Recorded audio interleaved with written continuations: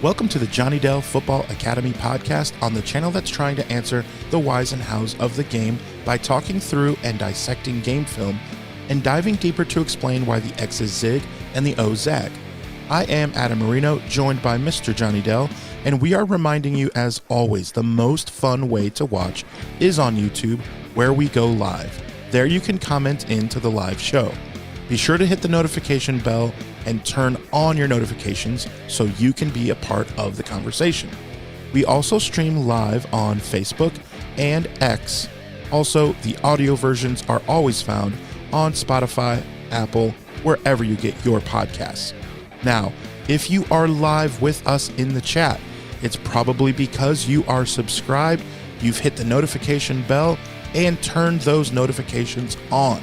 So, when sharing with your friends, be sure to let them know.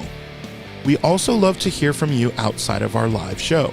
Email us at johnnydellsfootballacademy@gmail.com, and you can always check out the website jfa49.com, as it is the most fun way to support the channel. Also, the way we boost the chat and boost the algorithm is to type out hashtag JD49. Welcome in. Today is November 8th, and we are all rising from the ashes. We were talking before the show about that awesome thumbnail that AI makes for us.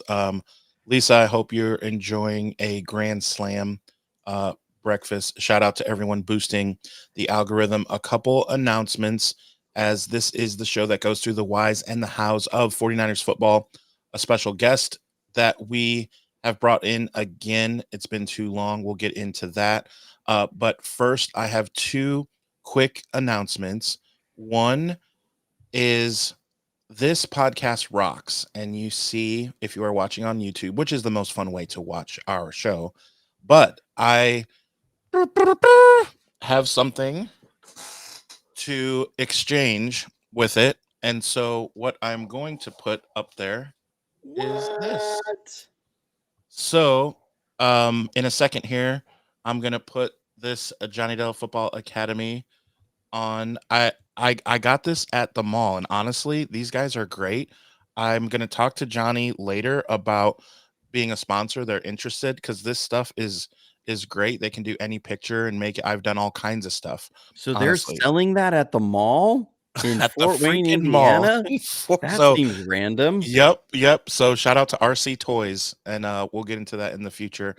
Next announcement is that I want to thank Johnny and give him all the flowers, and all of you should put in hashtag 40.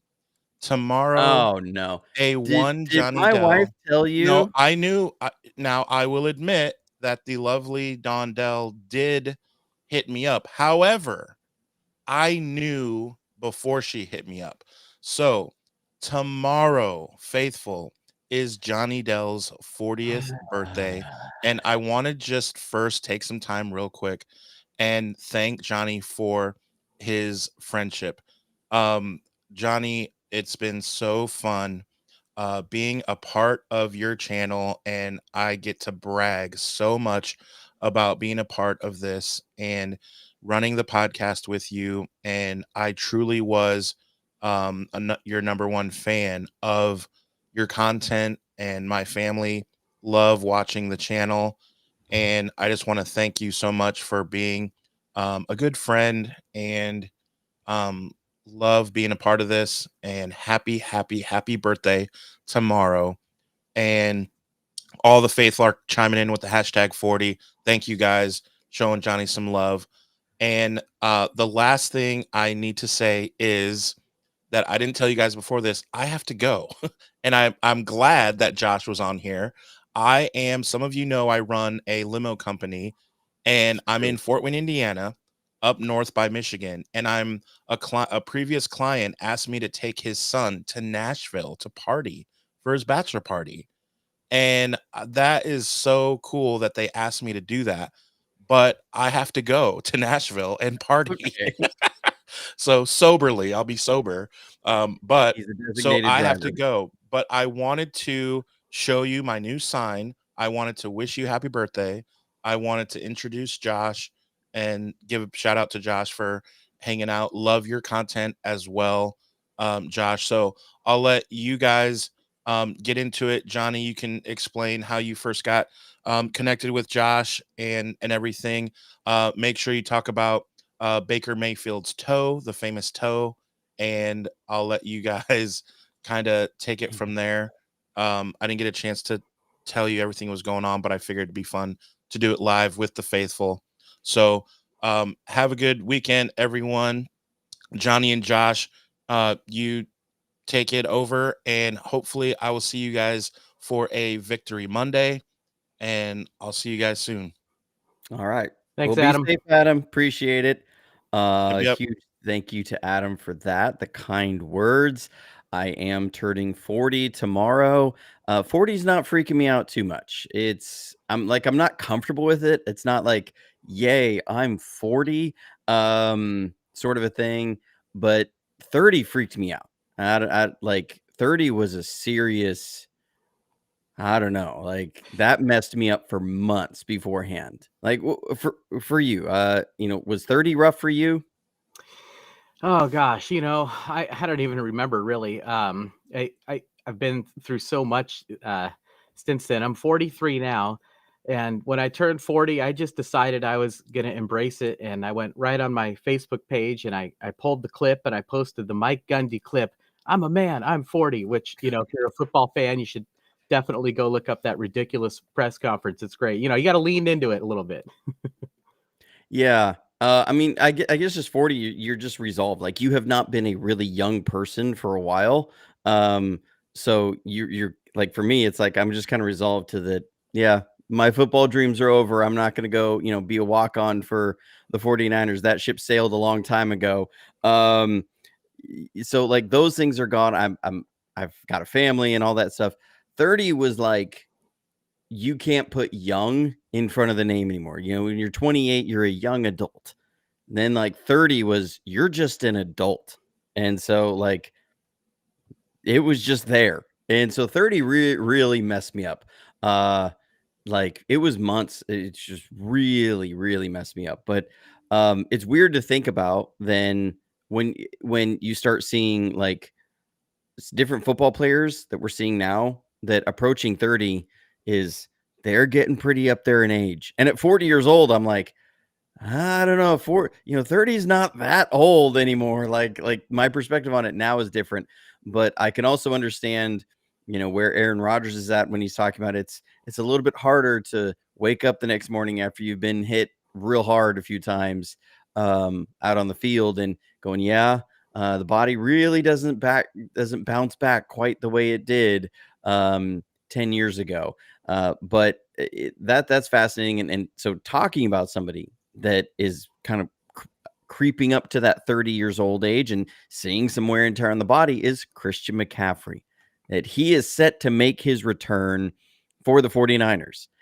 He's been dealing with the bilateral tendonitis, and anybody who's dealt with any sort of swelling in your tendons understands like that's no little thing. I remember very early on, I play bass, and when I was first learning, I heard all of the horror stories of bass players who developed tendonitis over the years because they would practice so strenuously and so hard and constantly and didn't have proper hand placement. Like Chris Novoselic from Nirvana was one of them.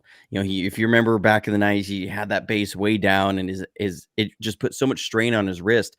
Dude can barely play bass today. And so like he does some studio stuff, but he doesn't go on the road because he can't use his hand the same way because he developed tendonitis in his forearm. And once you develop it, it really never goes away. You can only manage it. So the positive side with Christian McCaffrey is that it's being managed and it is coming back so that he is able to, again, attack everything. And they haven't had any setbacks. It's kind of one of those things that you have to it has to completely calm down.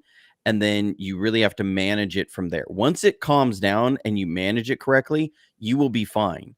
but it's really hard to manage and it takes long there. So, Josh, with you, how do you feel about the news that Christian McCaffrey is coming back this week? Well, I'm thrilled, obviously. I mean, he's such a huge part of this team and this offense. You know, obviously, you hear tendonitis, you wonder how serious it is. Well, it's serious enough for him to miss half the season. I mean, that is significant. But he did fly to Germany to get the most advanced treatments possible. And he apparently had a great week of practice. Like you said, no setback, seems to be ready to go. He's only going to be playing half the year, so maybe hopefully not as much wear and tear on him this season as we move into the playoffs, which could be a big factor. And you know how important he is to the offense. He draws the attention of defenses. So we're hoping, of course, that it will help out the offense in other ways, maybe help out the scoring, time of possession, things like that, which will in turn help out the defense. So his return could potentially be season changing. Absolutely. Yeah. And one thing that you really do see with Christian McCaffrey, and I think lends to some hopeful optimism about him being able to make it through the entire season, is, Christian McCaffrey has generally taken really good care of his body. Obviously there's the tendonitis stuff, but the reason I say that is we don't think about it this way, but Christian McCaffrey is only 49 weeks younger than Ezekiel Elliott. So there's 52 weeks in a year. They're 49 weeks apart, and that's it. And Ezekiel Elliott has felt like he has been a used up, no tread on the tire running back for several years now. We are not expecting Christian McCaffrey next season to look like Ezekiel Elliott does this season, right? Like, I hope not. Nowhere close, not even in the same ballpark. And but you can see, like, Ezekiel Elliott has seemed used up for 4 years, and Christian McCaffrey was Offensive Player of the Year last year. So he obviously takes very good care of his body, takes care of the way he goes about his business and everything. And that's something that Kyle Shanahan has talked ad nauseum about, is how good of a job that Christian McCaffrey, that he's obsessive about it, that from his diet to his sleep schedule, everything, he makes sure that it's there. I think the biggest thing we have, the hurdle, I think, to get over mentally as fans, is really accepting how much of a boost Christian McCaffrey is over what we have been getting. Because Jordan Mason was being very productive, but he wasn't being a game changer. And that's not a slight on Jordan Mason. Because I've said that in different videos. I said getting Christian McCaffrey back and getting an increase in production in the run game will be huge. And people are like, Jordan Mason's already, second in the NFL in rushing, at different times. And I'm like, yeah, but what I'm seeing on film and where that read should be and where things are going, it's just not nearly as consistent as Christian McCaffrey. Were moments, like I remember his 3rd and 1 against the Chiefs. There was a moment where if Jordan Mason sticks with the outside on the run, it's a 3rd and 1 that is probably a 60-yard gain if Christian McCaffrey's out there, or even a 35, 40-yard gain. It's an explosive in the run game. Instead, it was a loss of a half a yard, and we pumped the ball. And you're going, those are the plays that Christian McCaffrey always got, always saw, always hit. That's why he was Offensive Player of the Year. When we're in the red zone and you're seeing just the ability to run the ball in the red zone is a massive drop off from where it was. And it's not just about hitting the hole hard and running tough, is that decisions for the running backs in zone running have to be so much more decisive and quick than they are in the other parts of the field. And your mistakes show up so much more in the red zone, because a mistake at the 50, if you have 2 safeties back, you can make a mistake and still get 8 yards. When those safeties are really close because you're against the wall of the end zone, suddenly you make a mistake and it's only a half-yard gain because the safety is there immediately. And you may have seen a little hole that you thought was there, but that safety's there, and suddenly you don't have that room for error. So Have you been seeing the same things on film as far as, that lack of production that we had under Christian McCaffrey? Yeah, for sure. I mean, first of all, Jordan Mason, he is a tremendous talent. He brings a little bit of a different skill set, that physical running style, certainly capable of explosive plays, if we've seen a number of times, puts up big numbers in the run game. And, as fans, we get so used to the idea of when a player is out, oh, well, Kyle will just scheme around it and come up with other plays. And you're right. We do forget what a huge impact a player like Christian McCaffrey has. And I'm sure you've heard the phrase, football is more about players than it is about plays. Having the true superstars on the field does make a huge difference. And not only in terms of the run game, but also, Christian's ability to catch passes out of the backfield, and the fact that he's an every down back. He can pick up all the blitzes and knows all the protection packages, whereas Jordan Mason oftentimes has to come out of the game on third downs for that reason. You think back to Adrian Peterson, for example, was a tremendous running back, always had to come out on third downs. And with Jordan Mason, it's a little bit of the same thing. When he's in the game, he's probably getting the football, gives the defense an advantage a little bit. With Christian McCaffrey, there's so much versatility with the offense. It suddenly becomes really hard to defend. Absolutely. And I think, I don't know if you watched Brandon Ayuk, his YouTube channel. He did a quick video. It was super sad to see him at the beginning of the video because he was just talking about how much his knee hurt and everything, and just you could feel the pain in his voice. And then he was like, we're gonna do some quick film study, and he was like using the straight and 49ers copy, and going back and forth. I was expecting a few more nuggets in there, some things, and he was just kind of like letting it play. He's like, yeah, man, coverage. There was something he said in there that I was like, thank you for saying that. It probably got glossed over by everybody, but is something that I've been trying to say, and hearing it from him, say this came from the horse's mouth, sort of a thing, really was great, because he talked about that. It was one of the moments when I think they had Debo in the backfield, and they motioned him out in that little, shuttle motion. And he said, yeah, there's Debo at the running back spot. As Kyle says, it's the ultimate chess piece in football. And I was like, thank you, because people do not understand how much, like,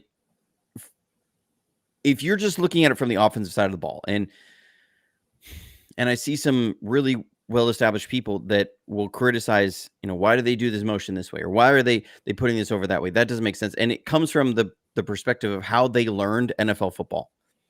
But when you really start, where I get frustrated at is I go, you're not diving into the nuances of the defenses they're playing against. And so you're coming from it from somebody who is trying to teach you enough of the defense that you're going against so that you could execute the plays. But if you stop and you dive into the nuances of of the defense they're going against, those little things they do make huge changes for what guys can do on defense. So what am I talking about? Like, you can change the strength of a defense so quickly with the running back. So you can have two receivers on one side, tight end and receiver on the other side, and Christian McCaffrey will be in the shotgun to Brock Purdy's right. That means the strong is to the defense's left. It's the offense's right, defense's left. What defenses will try and do is, a lot of times in zone coverage, they're going to make sure they have 4/3 and 3/2 if they're running a 7-man drop, right? So, what they're going to do in that is that they have certain players that they want to keep in the matchups. They're going to try and keep a linebacker in that 4/3, because that linebacker won't have to cover as much space, right? So there's less space for the 4 to cover, even though there's 3, but it's less area of the field. The 3 that has to cover 2, there's more space they have to cover, because 3 guys have to cover where 2 guys can be, right?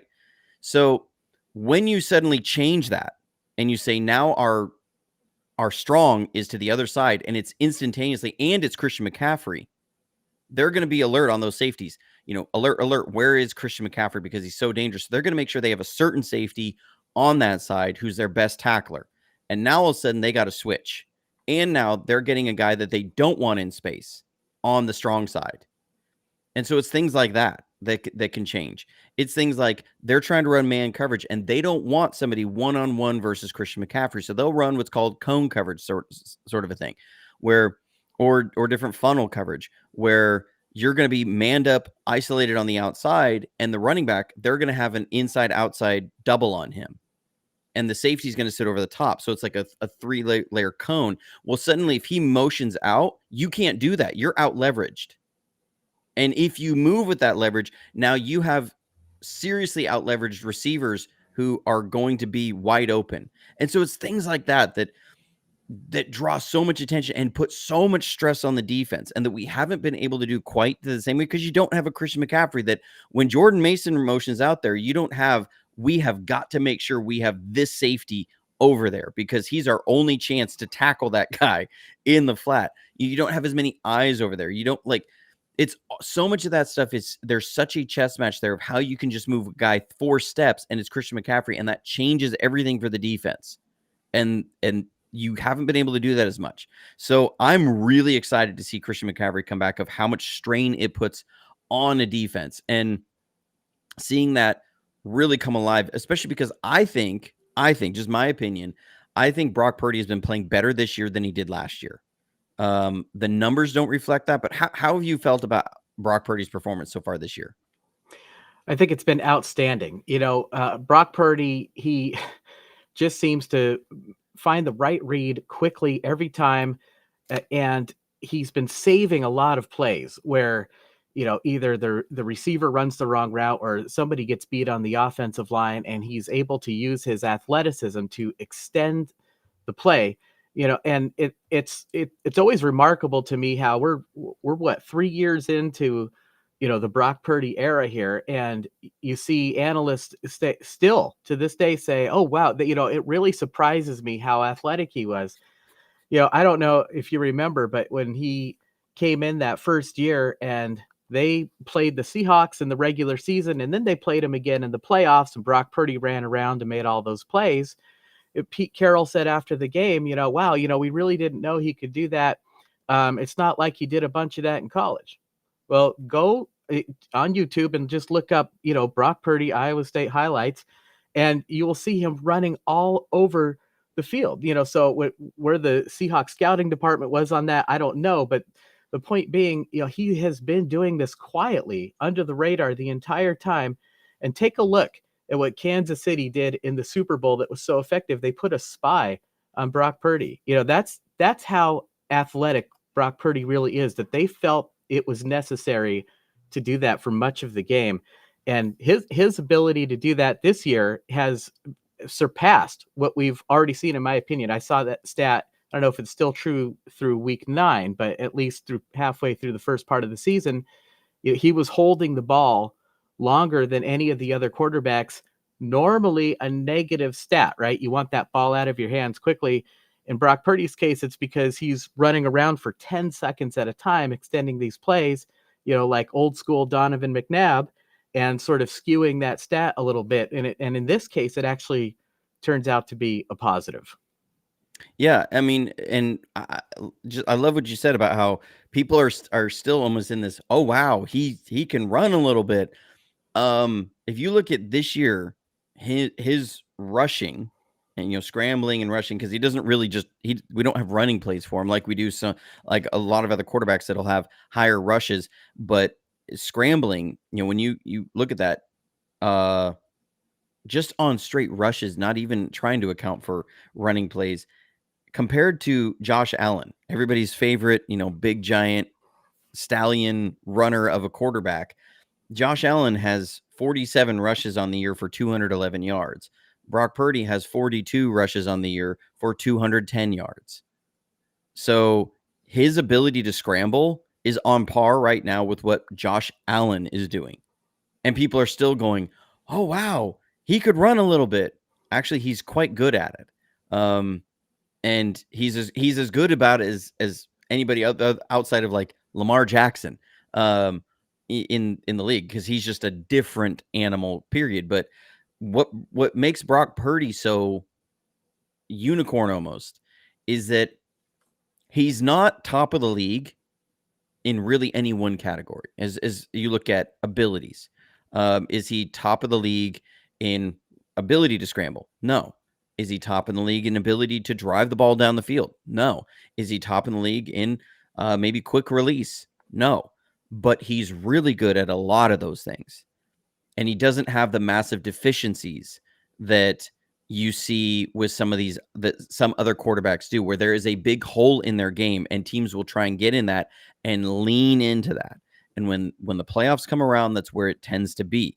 What we are seeing with Brock Purdy, and what I love about it, is that it's people said Spagnuolo said this and it was just coach speak.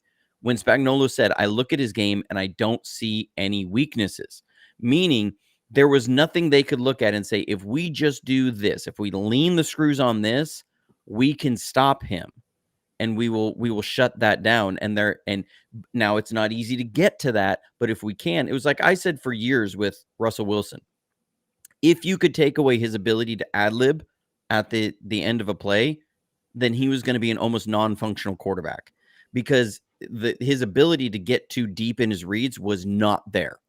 It was very much 1, 2, run. That was, or scramble and make everything up. Sometimes it was 1, make everything up. You could see it on film that he had no ability for many years to get past 1 or even 2 in the progressions. And so it wasn't easy. Obviously we saw Russell had a lot of success for a lot of years with that. But you've also seen that his career has taken a very sharp downturn the moment that explosiveness to scramble is going away, because he doesn't have the ability to get deep into his progressions. And so now I can't make it up. I have to now extend the play with my mind and ability to process the field, and he's not able to do that. What's made Patrick Mahomes so durable is that he has grown so much into that, of getting deep into his progressions and not just running around and making the no-look passes. He still does some of that stuff, but you're not seeing it as to the frequency as he did earlier, and that's why he is still the top guy in the league, because he's grown in that way. With Brock Purdy, you're seeing that he doesn't have that glaring weakness in his game that you say, you just do this and you will be able to stop the 49ers offense. He doesn't have that. And that's what Steve Spagnuolo, I think, was saying, was that you couldn't go with a simplified game plan of like, okay, what did the 49ers do against Jalen Hurts last year? We're going to take away. It was very much like what I would always say about Russell Wilson. Take away 1 and 2, make him get to 3, and a slow contained rush. Don't let him get out and ad lib. And Jalen Hurts looked non-functional the last, third of the year last season when that was done to him. And so that is a weakness with Jalen Hurts. You haven't seen anything like that ever happen to Brock Purdy yet. Now I say yet, but mainly because when you see the film, I don't see things like that there. What do you think about that? I agree 100%. You make the point about Russell Wilson losing some of his speed and athleticism as he gets older. With Brock Purdy, of course, eventually that will happen to him. Father Time is undefeated. But what we see is his ability to make full field reads. We've taken a look a number of times where he's gone 1, 2, 3, 4, and getting sometimes to the 4th read in his progressions, an ability a lot of quarterbacks you don't have. And, you make a really great point about how he's maybe not the best in everything, but close to it. I've never considered that perspective before, but it reminds me a lot of an interview I heard a long time ago with Metallica. Right, where Metallica said, we're not the best singer, not the best drummer, not the best guitar player, but the 4 of us together, something about that chemistry, it makes us the best.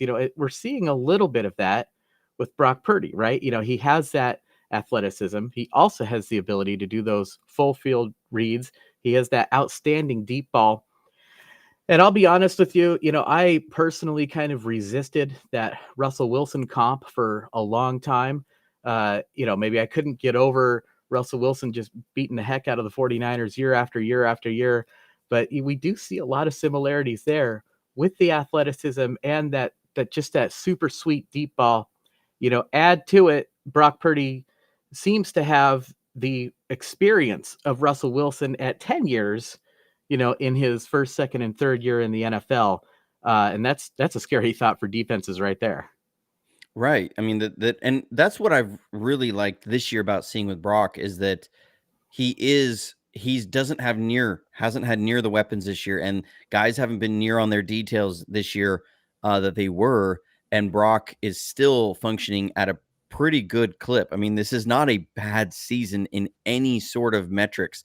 They've been moving the ball extremely well. The biggest difference between this season and last season, when you look at it, is red zone. Is it red zone? We have been kicking far too many field goals and haven't been scoring enough touchdowns. Our rate at moving the ball is actually a little bit better than it was last year. And I think a lot of that has to do with Dominic Puni being there, and we're able to run both directions, and we're getting some bigger holes in different times. So that's been very big. Brock Purdy being able to, move the offense and get the ball into guys' hands that weren't major focal points of the offense before are now. He's still able to use them. Like Juwan Jennings was having a career year up until he's been having some injury issues. I really like where they're projecting to go. And this is why I called the show as like a phoenix rising from the ashes. That the 49ers aren't necessarily in the ashes. At 3-4, it's not looking good. But you're 4-4. You're getting a huge piece back. You're getting Juwan Jennings back. You're looking at, maybe trending towards the end of December of really getting Dre Greenlaw in there. We had Coach Desi on last Friday. Great conversation with her.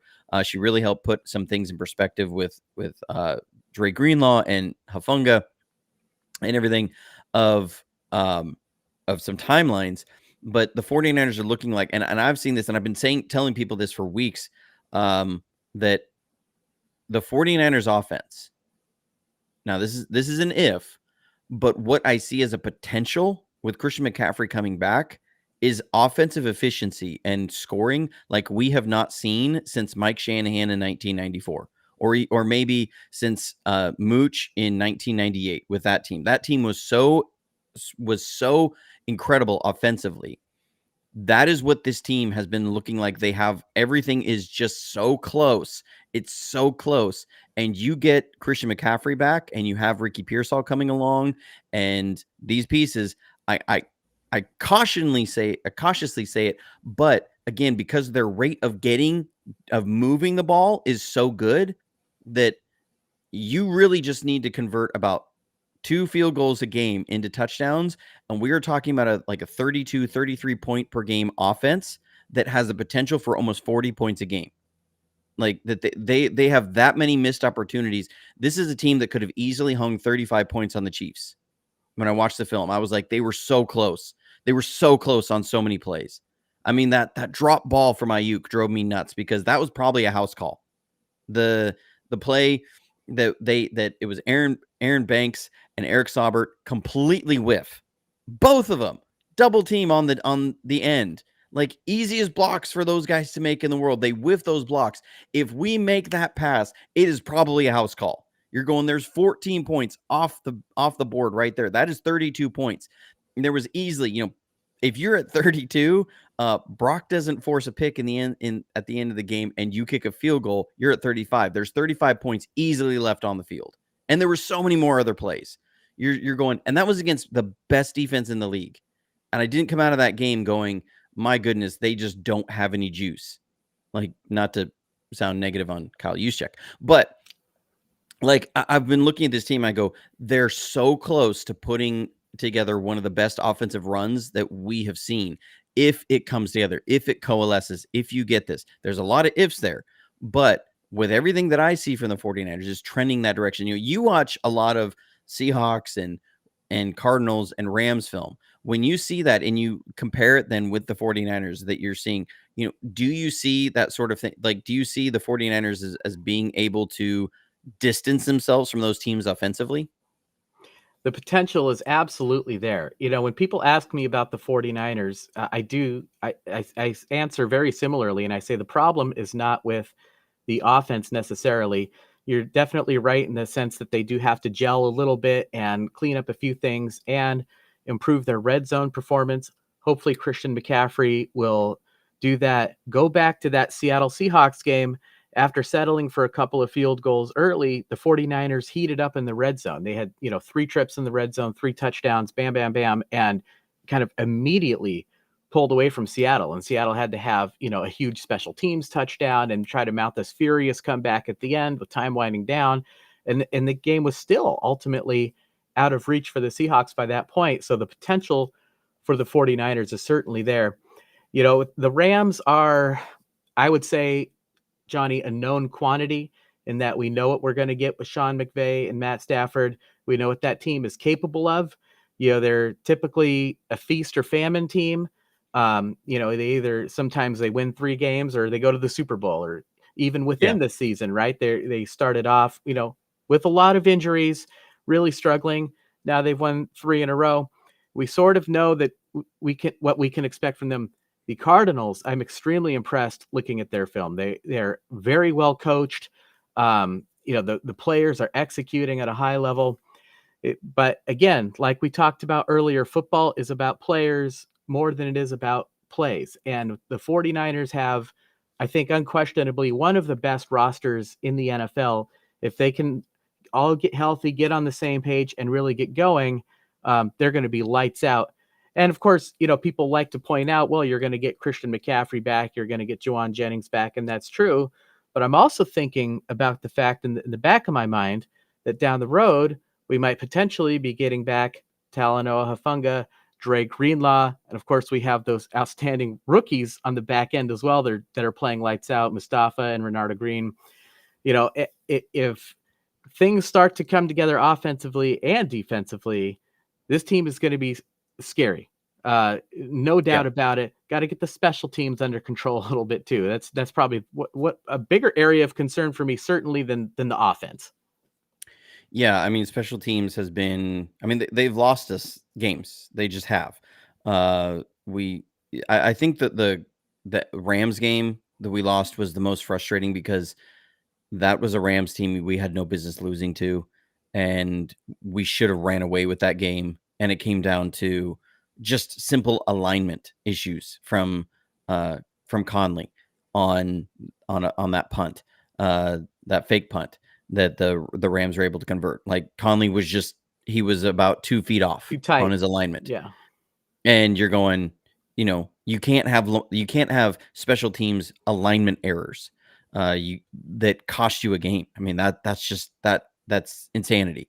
And then you have the Cardinals game where, again, they should have ran away with it. The Cardinals are a very well-coached team. I think Jonathan Gannon has done a very good job. He has also been climbing very much uphill with the state of that roster, especially on defense. You could tell that what's his butt, the former head coach there. I don't know why I'm blanking on his name. Yeah, Cliff Kingsbury. You can tell Cliff Kingsbury was not interested in investing in the defense at all. Like very much that air raid mentality that was going to come in. We're going to have a lightning, high explosive, speed everywhere on offense and really, do things there. They didn't invest in the defense and they didn't hit on things on the defense. And that defense was very much in a very poor state when Jonathan Gannon got there. They have been trending upwards. But again, another game that the 49ers had no business losing. And so when I see the 49ers, I go, the Rams, I feel like they are a team that when they're on, they're almost impossible to stop from scoring 24 points. But they're also a team that I don't look at and I say they're going to be so consistent that they're going to score 32 a game. Like that now they can at almost any time come in and score 32 in any given game. But they're not a team that I'm going to sit there and say they're an offensive juggernaut that is going to score 29, 30, 31 a game. I think they're going to be a team that they have these spurts and these runs, but I just don't see them as talented enough on the offensive line, talented enough on the defense to really be a sustainable force coming down the stretch here. I do think that Matt Stafford with Puka Nacua and Cooper Kupp is as good as a passing game as there is in the league. I just think that they don't have enough pieces to be consistent enough. They still have not, gotten themselves back to being in the upper class of the NFL. I think they're a scary team. When we look at Seattle, they have a lot of star power and a lot of talented skill position players. They are also very much suffering on the defensive side of the ball as far as talent wise. And and they really do not have a very well functioning offensive line.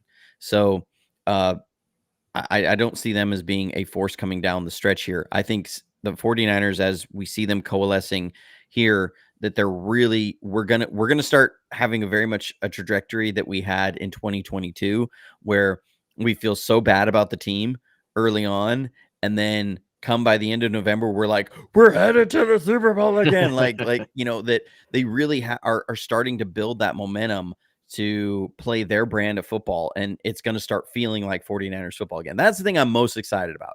So I want to jump into this super chat here from Glass City. He said, thoughts on the audible gate manure and Brock's ability to call protections. So there has been, and he's a friend, Ryan Hensley, he's really, brought this up and mentioned this a number of times of the ability to call audibles and protections. And he's very much, and we had chats about it. I won't tell everybody exactly what we said in our chats, but where we had some back and forth and about the things. He's very much on the side of that. He wants Brock to be able to make his own audible, to audible the play at the line, to change protections, and that as he's told me, he said, I think as Brock, if he becomes elite, that these are the things that he can do, and Kyle should let him do. I'm not sure if Kyle's going to let him do that.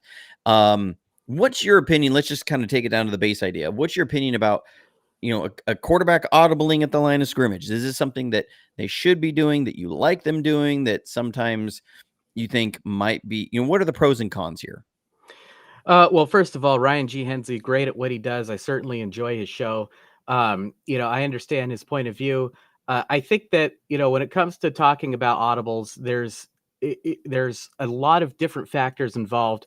You're talking about checks, you're talking about cans, you're talking about kills, you're talking about straight up audibles. Like you said, calling your own play, that's a little bit different. I think back to sort of the classic guy everybody thinks of about calling their own plays is probably Peyton Manning, right? Right. Well, he said they would call, 2 runs and a pass every play, and then he would get up to the line and sort of decide from those, what to do. The 49ers have, go ahead. So even with that, where things got to with Peyton Manning near the end was that his offensive coordinator said he wasn't even calling the full play. He was calling passing concepts. And so he would call in dagger, which is a streak with a deep in pairing with it, or mesh, or a spot, like names for passing concepts, but exactly how they lined up into that and how they good. And he would even throw out sometimes 2 passing concepts, and he would let Peyton Manning handle the rest of it.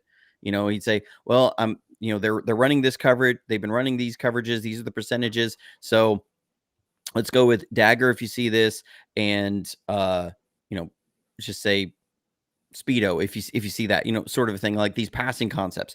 So he was calling that in. It wasn't even full run and pass plays. It was literally just the passing concepts, and he would let Peyton handle everything else, handle the protection that they were going to do. It was going to be get up there and handle which side of the field they were even going to run it on. It's kind of wild to see. But Peyton was just different, that he thought and saw the game as an offensive coordinator, and so Peyton Manning is one of one, and in how that happens. But yeah, so continue on. Truly remarkable with Peyton Manning, because not only are you thinking about the formations and the concepts to attack the defense, you can call any play you want. You have to make sure you have the personnel out there on the field to do it, right? And then you have to get them into the right formation first, and then run the play from there. So there's a lot of nuance that goes into it. And while you certainly could stand there behind the line of scrimmage, scan the defense, and then make those decisions, why not, if you have the ability to do all that preparation and legwork beforehand during the week, which is what Kyle Shanahan is so good at, and then from there you can still build in 2 or 3 cans to check to other plays at the line of scrimmage as Brock Purdy sees fit. I certainly believe that Brock, has the capacity to get on that Peyton Manning level. Again, as you said, this was towards the end of Manning's career by the time he was dealing with full concepts. Right. Once we get 10 years down the road, maybe. So, Johnny, my take on it as of right now is that Audible Gate is kind of much ado about nothing. The way the 49ers approach this is very standard in the modern NFL. Almost no quarterback is going out there and calling their own plays like this was Joe Namath in the 1960s, right? Defenses have evolved since then. Offenses have evolved since then. Everything is, extremely prepared and planned out beforehand. Again, not just this play versus this defense, but also the formation that we're going to run the play out of. You talked earlier about all these little tiny motions and things that the 49ers do to move those chess pieces around. I always like to say football is chess where all the pieces are moving at the same time. And, I know not every analyst understands why we do these weird motions, right? I mean, we hear it week after week. I don't understand why they're doing this. Well, it's because, like you said, there is so much nuance that goes into moving the defense with what you're doing on offense before the ball is even snapped to get these guys wide open. That's a lot of planning and preparation that Kyle does every single week with the offensive coaches. They go over it in the film room. They practice it. They have cans built into the plays. And so I think when Brock Purdy arrives at the line of scrimmage, he's already extraordinarily well prepared for how to handle a given play. Now, let me ask you about this, Johnny, because one thing that I would be really curious about, I personally think maybe one thing the 49ers could do a little bit differently is changing how the quarterback or the center maybe calls out some of the protections. Do they need more of an ability to change the protections at the line?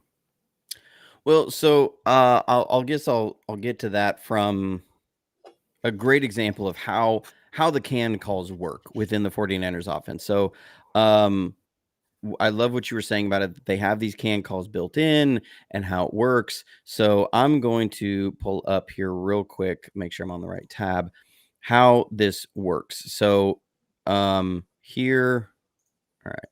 So here's the 49ers. This is, I'm going to bring it over to my other screen so I can see it. Here's the 49ers playbook. Okay. This is inside zone runs for the 49ers. So this is Wanda man. That's the run that we're seeing here. And there's you can see the Wanda man can pass scooter knife. Okay. This is a language, so we have to kind of describe what that is. Wanda man is the run. It's an inside weak side zone run that is really that operates as a man run. Now it has a can to a pass that's called scooter knife. Scooter knife is the passing concept. So why do they do that? And it's going to have up here buzz box issue. That means a buzz safety, or where you're coming from a too high shell and there is a safety coming down into the hook curl zone. So a linebacker is going to be, that's what you're going to see. This is not a buzz issue, as the safety is the one in the flat. If you end up having this nickel that is moved out and the safety's down, you don't have a way to really block that block up the B gap well. So that's what's happening, is that you're going to be over leveraged on the B gap on either side if this happens. So if you get that coverage, this run will not work versus that coverage. It will work against almost any other coverage by alignment. So if you get that coverage, we're going to can to the pass, that scooter knife, that will work against that coverage. So this is what they're talking about when Brock says we have answers built in for whatever they're going to bring. Is that we have a run. The only coverage we can't block it is a buzz 3. Against buzz 3, we have a pass that beats buzz 3. So scooter knife, if we go over to this is Tony knife spoon. So it's a Tony concept, which I've talked about on the channel a lot of times. You have a Tony route with an outside release.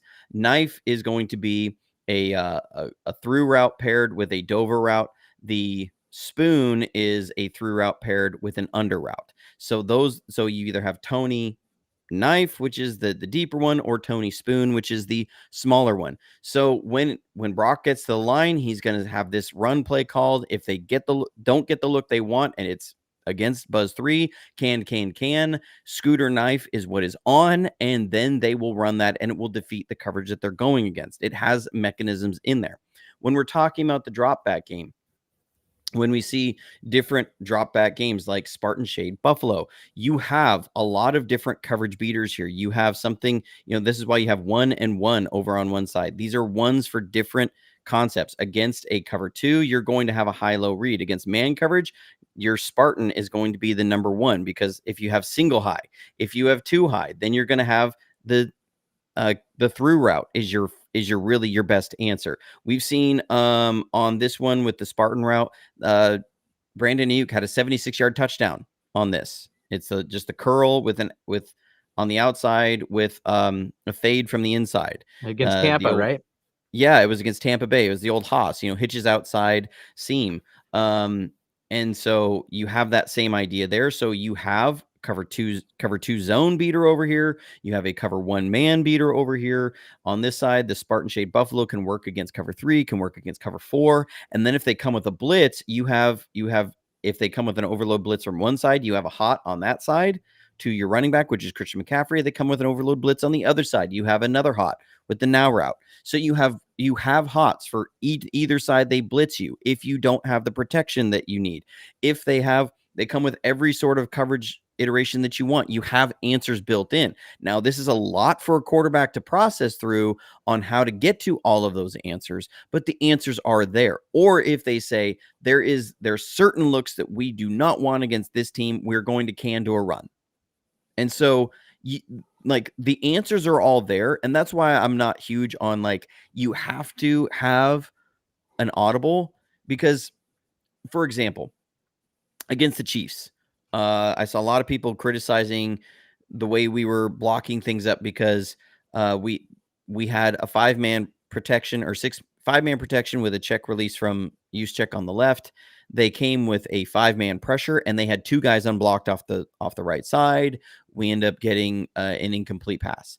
Tried to hit Ayuk on a Chevy route, a little skinny post on the left, and people are, this is the problem with the blocking scheme. They're showing this. Why don't we have issues with the blocking scheme? And when I watched it from the All 22, and this came from, again, I watched every single blitz package from the Kansas City Chiefs this season.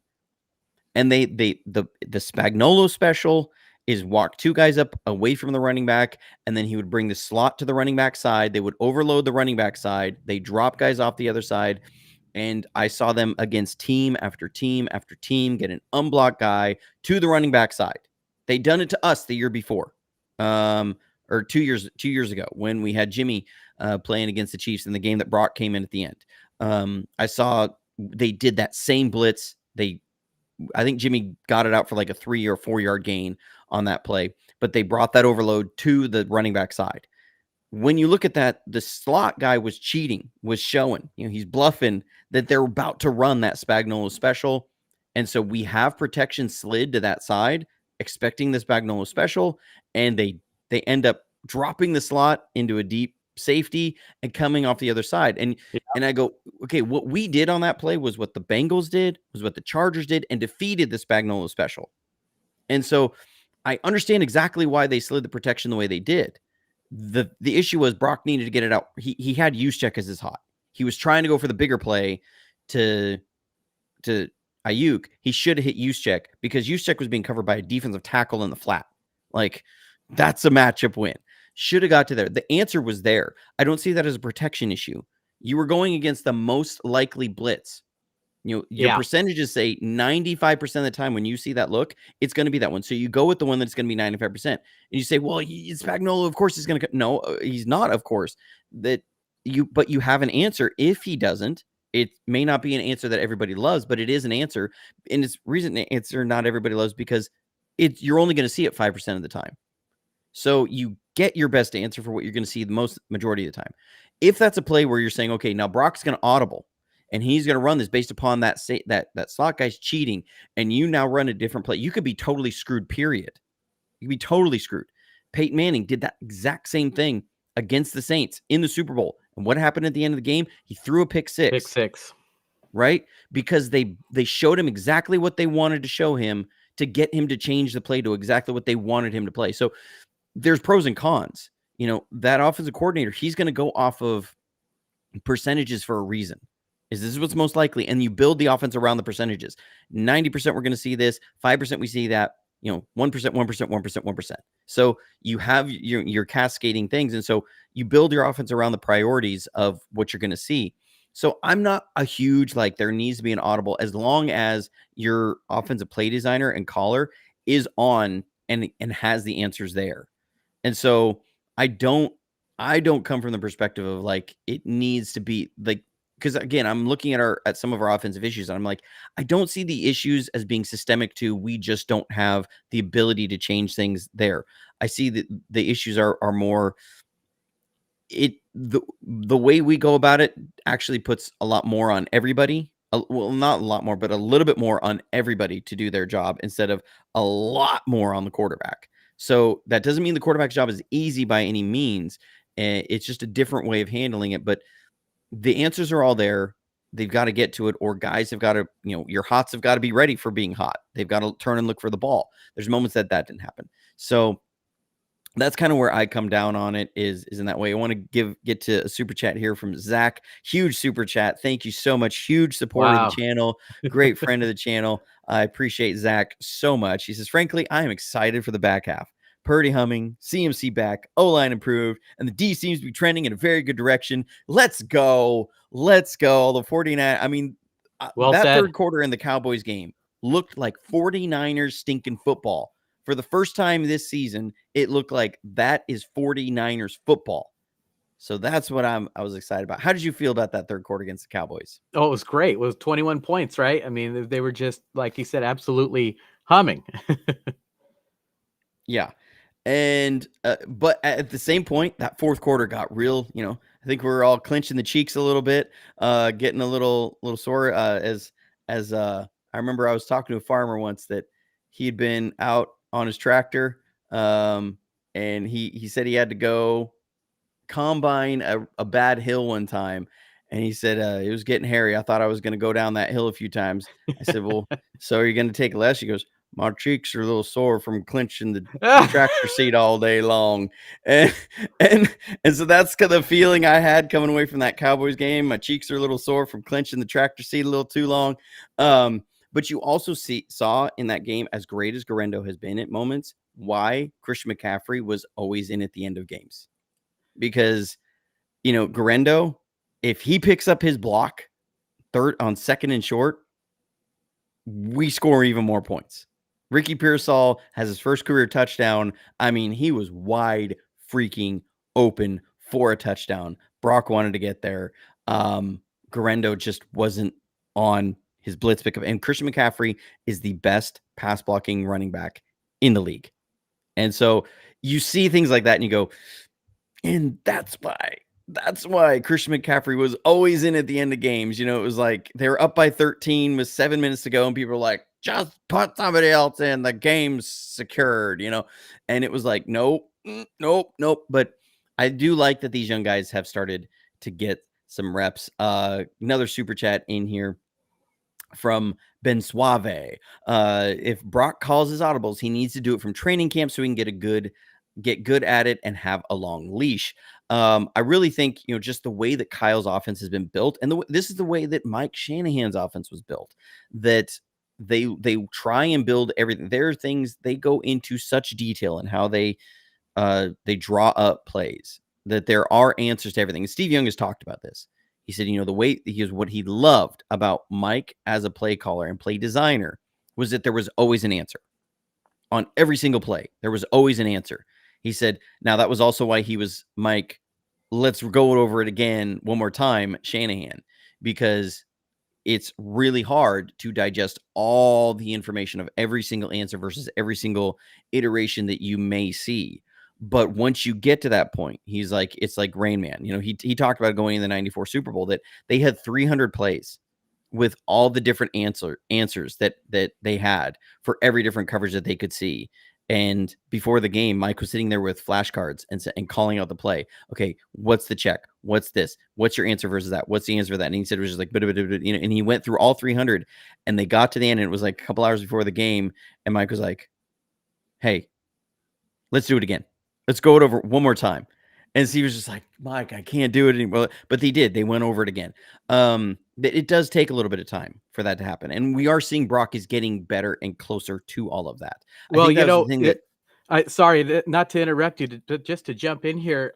There's a great bookend to that story as well. So the other day, I'm driving home and I'm listening to Ed McCaffrey on Sirius XM NFL radio, and he, on the '94 Super Bowl team, and then Mike Shanahan brought him to Denver when Mike went to Denver.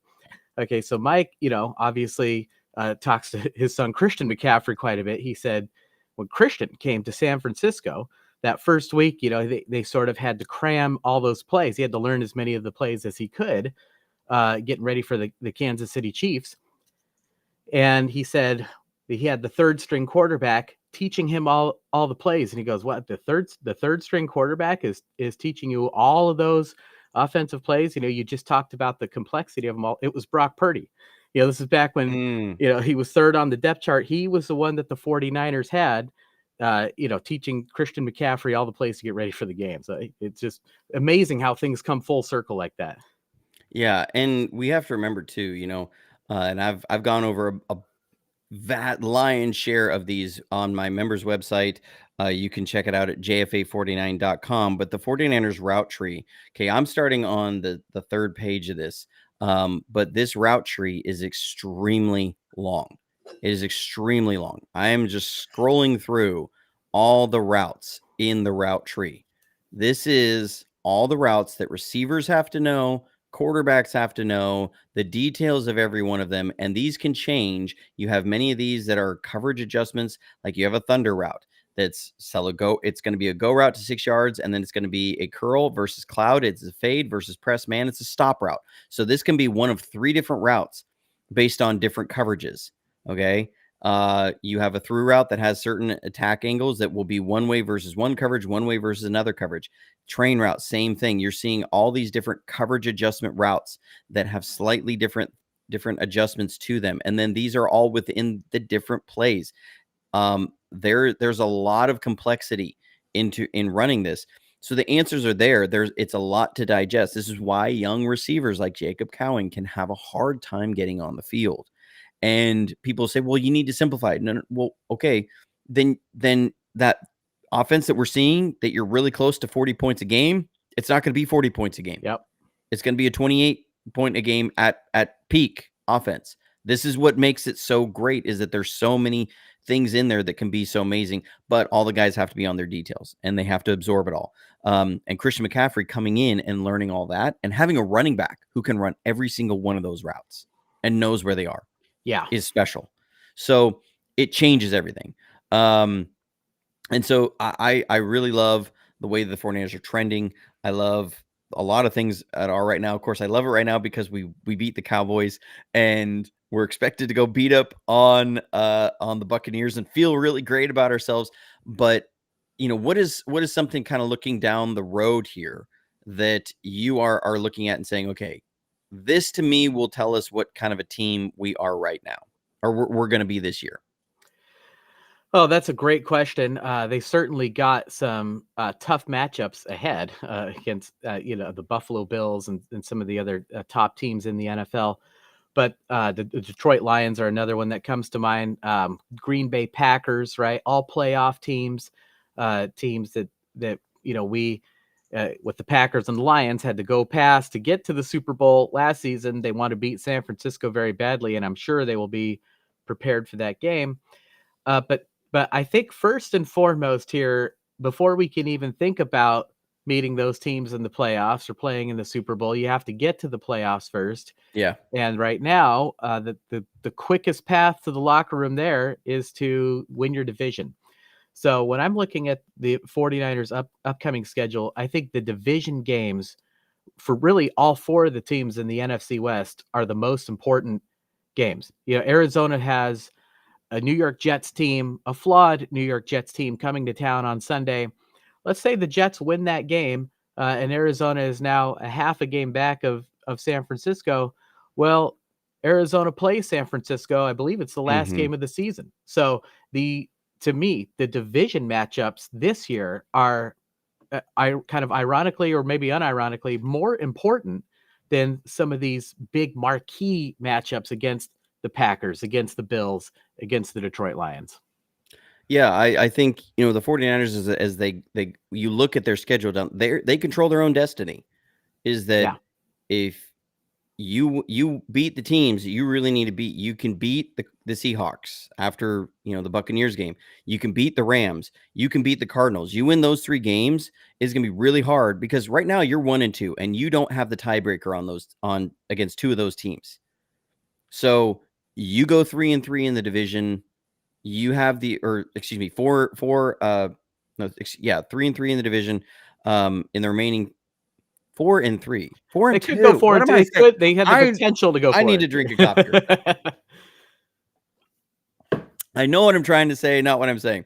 But if you go 4-2 in the division, you will make it very difficult for these other teams to not, for the 49ers to not win the division.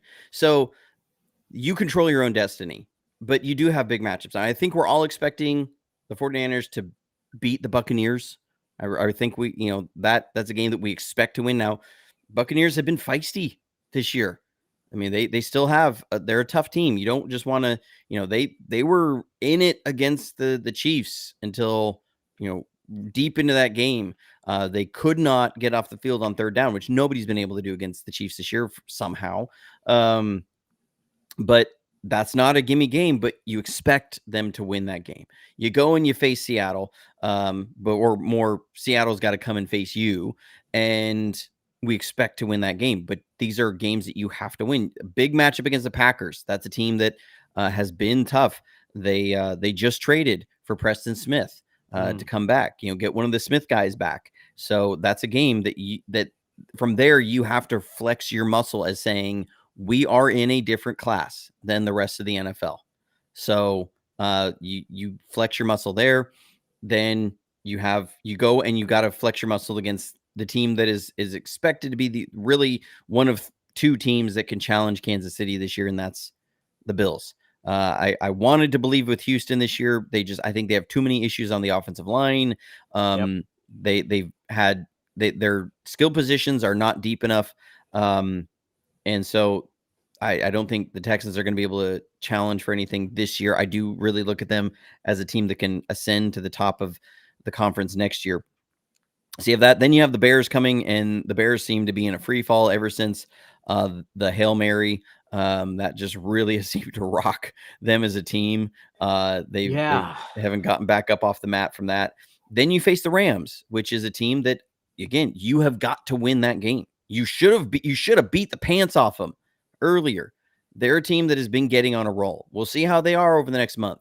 But going into December, you got to get that. Dolphins, I think at the beginning of the year, we thought that's going to be a really tough matchup. They should be one of the best teams in the AFC again.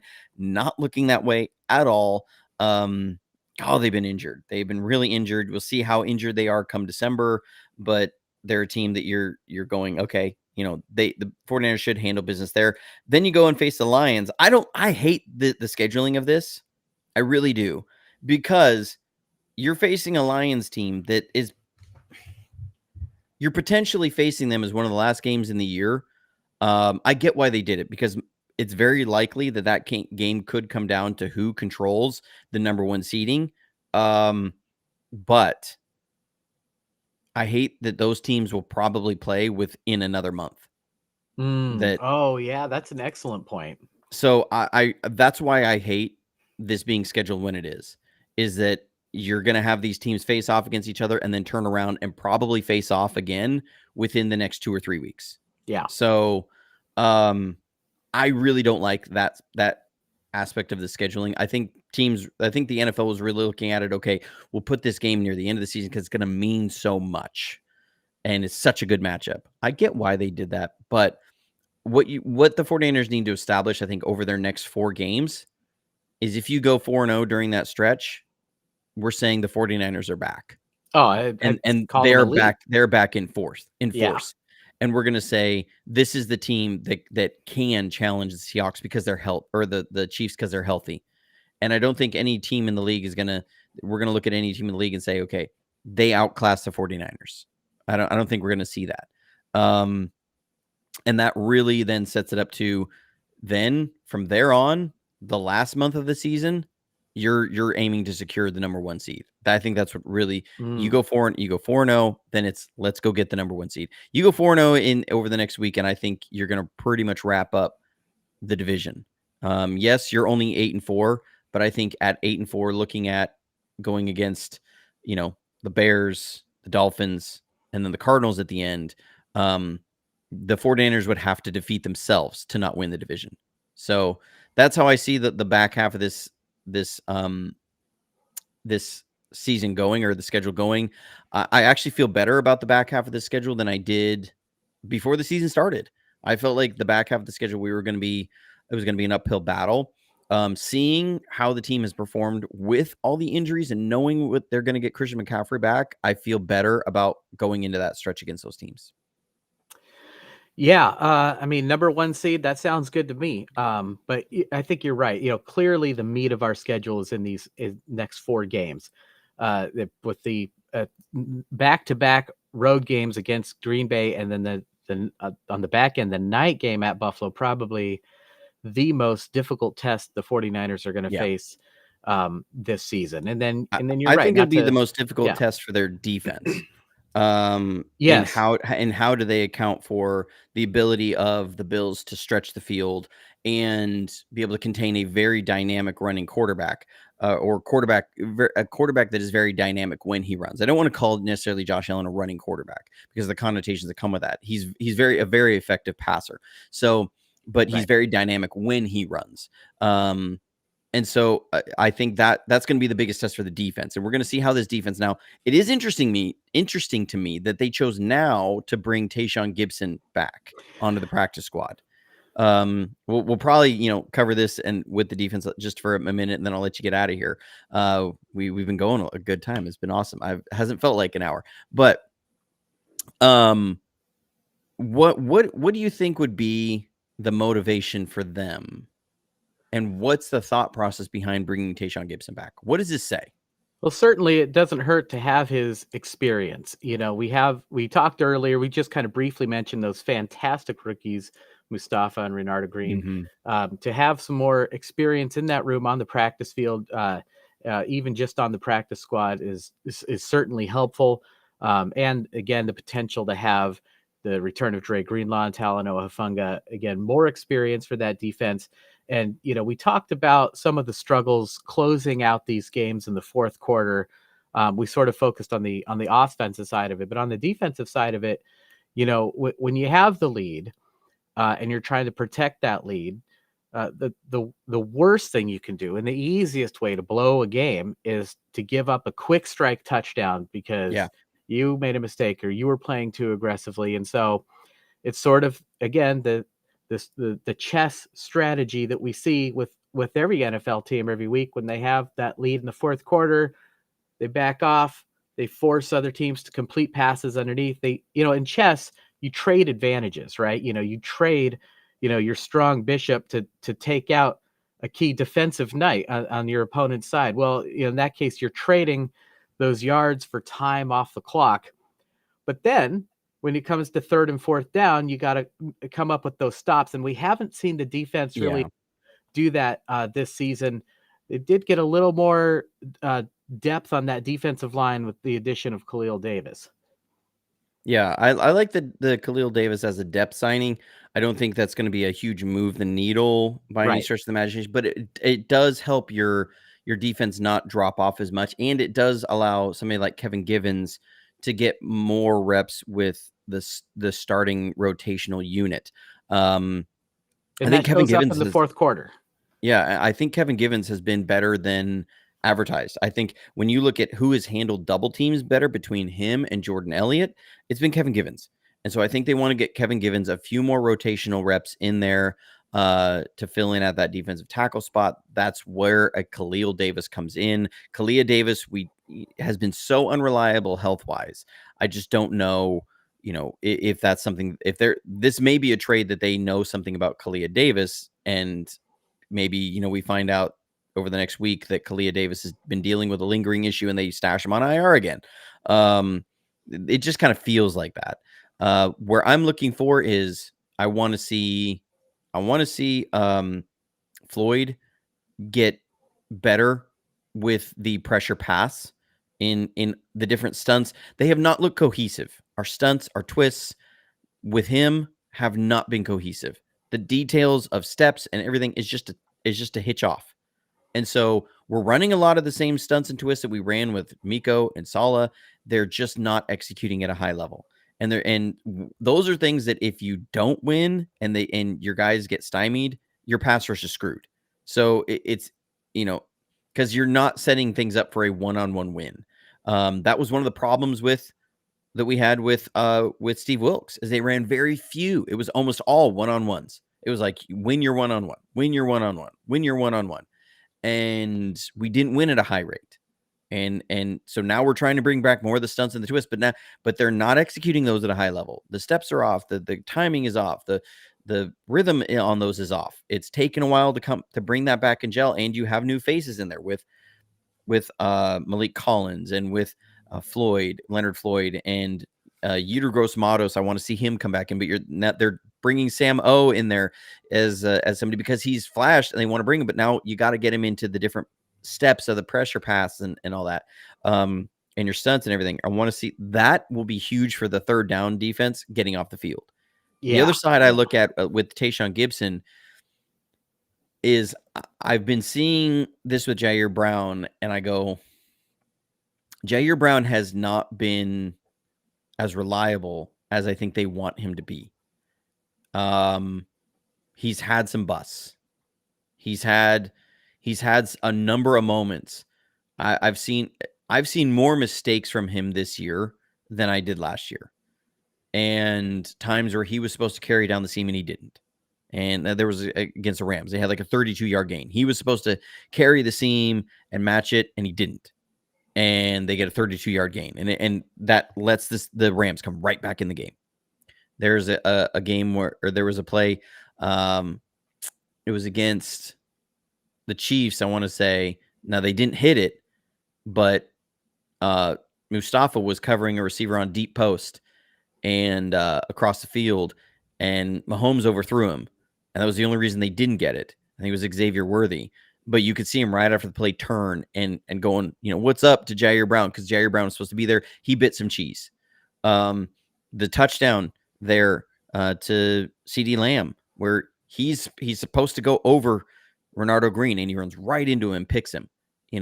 It's those sorts of things. Like, you're talking about giving up explosive plays. The one thing that will lose a coach's trust in you more than anything is giving up explosive plays. Now, Tayshaun Gibson may not be the player he once was to be able to go and cover, but he was generally pretty disciplined, at least in the right area, and would at least deter quarterbacks from throwing in that way, just because at this point, quarterbacks are starting to believe that they can throw things into a general area where Tig is going to be, and they can complete things, or that they're winding up early because they know that Tig is going to jump on some stuff.